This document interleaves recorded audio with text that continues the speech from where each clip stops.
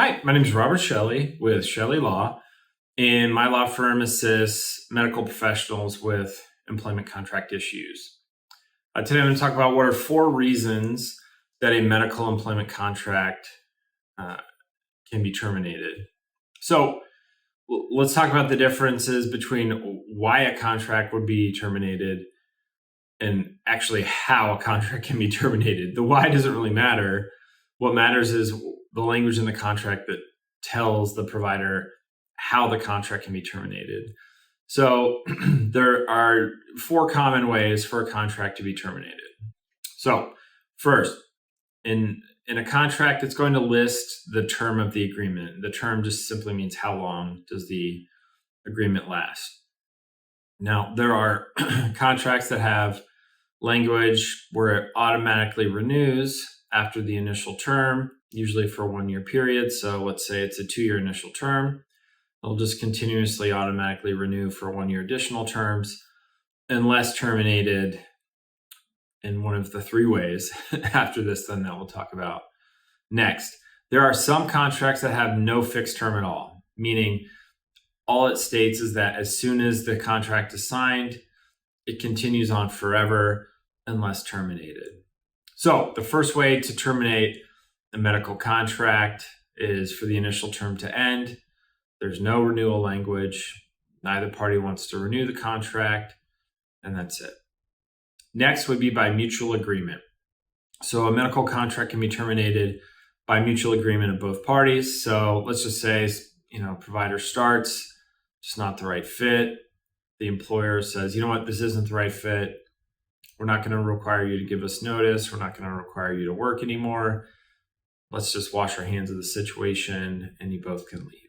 So mutual agreement is the second way you can terminate a medical contract.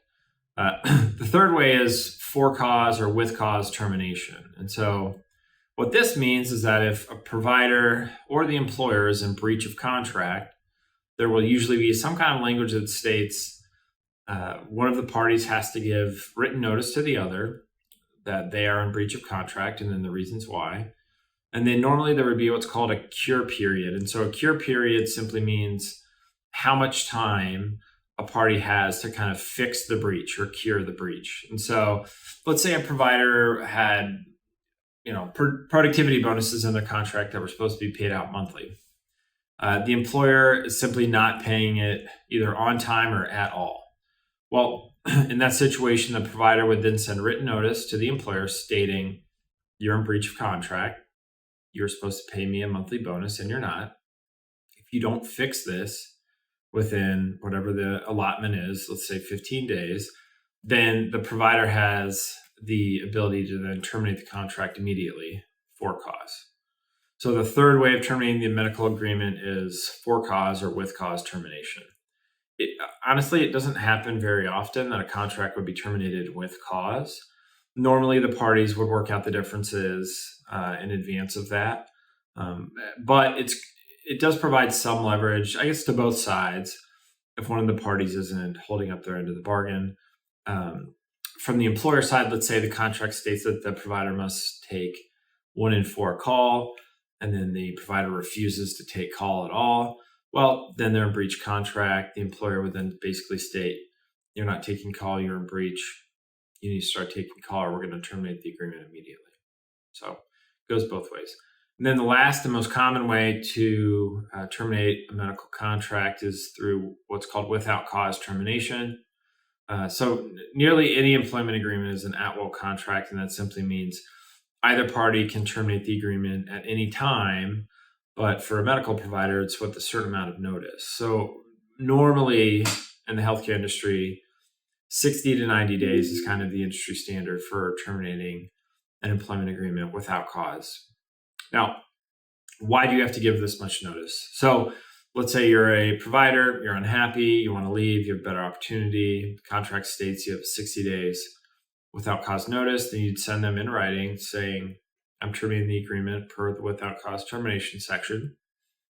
Then you'd work out your 60 days, and then you're free to move on after that. The reason why this is important, and the reason why it needs to be in the contract is if a provider starts with somebody and the practice made it out to be much better. The volume's much better. Your productivity incentives are going to be great. The hours are going to be reasonable, and it's not. And there's no language in the contract where the provider can terminate it without cause. They could be stuck in that contract until the initial term ends.